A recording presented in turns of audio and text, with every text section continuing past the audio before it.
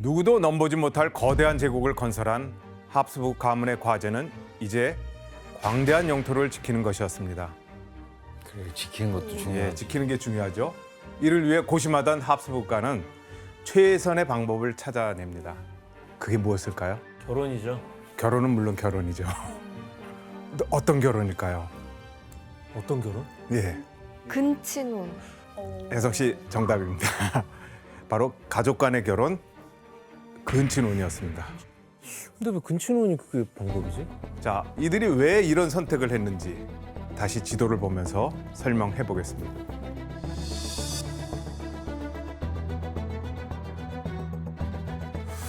예, 합스부르크 가문의 본거지는 원래 오스트리아였다고 말씀드렸죠?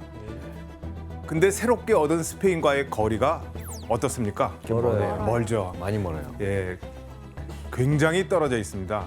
그래서 한 명의 왕이 이 오스트리아와 스페인을 동시에 다스리는 건 쉬운 일이 아니었습니다. 게다가 숙적 프랑스는 이제 신성 로마 제국의 그 유력 제후들과 반 합스부르크 동맹을 맺고 합스부르크를 위협하는 그런 상황이었어요. 자, 이런 상황에서는 이제 오스트리아든 스페인이든 왕이 자리를 비우는 건 너무나 위험한 일이었겠죠. 그래서 칼 5세는 스페인, 네덜란드, 이탈리아 내의 영토를 자기 아들인 펠리페 2세에게 물려주게 됩니다. 그리고 이 오스트리아와 그 일대는 자신의 동생인 페르디난드 1세에게 물려주게 되죠.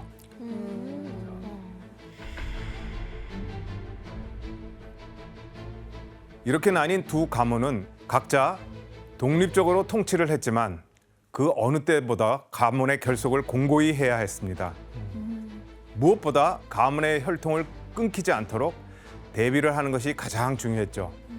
그 결과 이들이 택한 최선의 방법이 바로 자신들끼리 결혼해 혈통을 이어나갈 수 있는 근친혼이었던 것입니다. 네. 합스부르크 가문의 비극은 바로 이때부터 시작됩니다.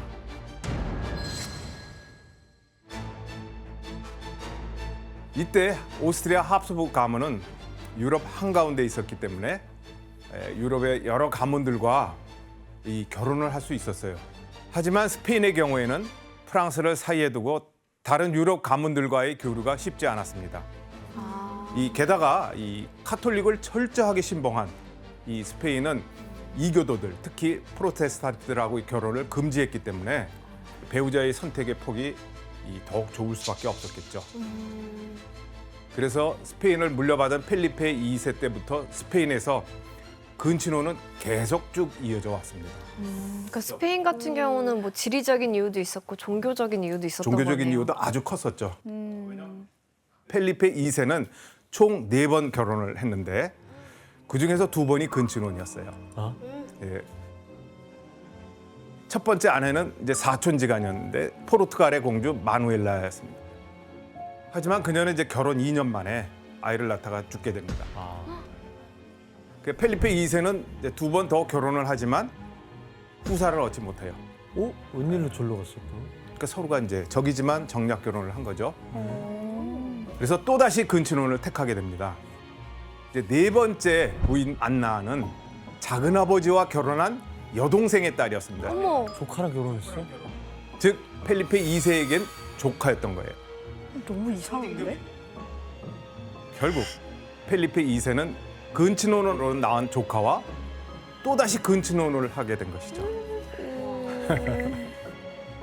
이때 펠리페 2세는 이미 41살이었고 조카인 안나는 이제 막 20살이었습니다. 와. 수현 씨, 그 펠리페 2세 아내 중에 유명한 사람이 있다고요? 네, 맞아요. 피에 메리라는 영국 여왕인데요. 저희 배웠는데? 다 알고 계세요? 네. 네, 근데 이제 그분들의 부부 생활에 되게 재밌는 썰이 있거든요. 그게 그 여왕께서는 몸에서 엄청 심각한 악취가 났대요. 근데 필리페도 똑같이 입에서 엄청 심한 악취가 나가지고 여름에는 파리가 고일 정도였대요. 그래서 와이프한테 불만도 표현을 못했다고 해요. 어머, 그런 일이. 네. 그리고 필리페가 와이프가 죽은 후에 심지어 그의 여동생한테 대시를 했는데요. 그게 이제 엘리자베트 여왕이었던 거예요.